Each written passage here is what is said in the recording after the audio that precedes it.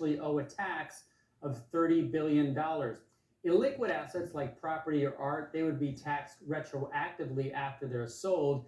Billionaires with an annual loss would get a credit against future taxes. But as you mentioned, accountants and tax attorneys for the wealthy already looking at potential loopholes here. Some are looking at trust to hold their stock. Others looking at perhaps putting assets into their foundation or gifting to charity to put them under that $1 billion threshold. And some are looking at shifting their wealth away from stocks and public assets to private assets that wouldn't face this annual tax. Kelly? All right, Robert. Thank you, Robert Frank. Our next guest says this new capital gains tax could not only be ineffective, but he calls it one of the worst tax ideas ever. Joining me now is Aswath Damoder, and he's NYU Stern School of Business. Legislators to write bad tax law, but this one takes the cake. Why, philosophically, is it such a departure? Gains is the most volatile of bases to base taxes on.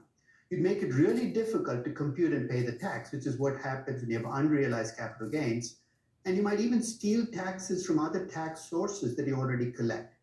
Now, this bill accomplishes all of those in spades. I mean, it's almost perverse in terms of, as I look at the description, it's not quite fair because the actual bill is not in front of us. If I were writing bad tax law, this is what it would look like. So why do you think they're looking at going this route? And do you think there's again, I use sort of the word philosophic, is there a philosophic effort to make this step because it might start with billionaires, but ultimately be something that all Americans would have to reckon with?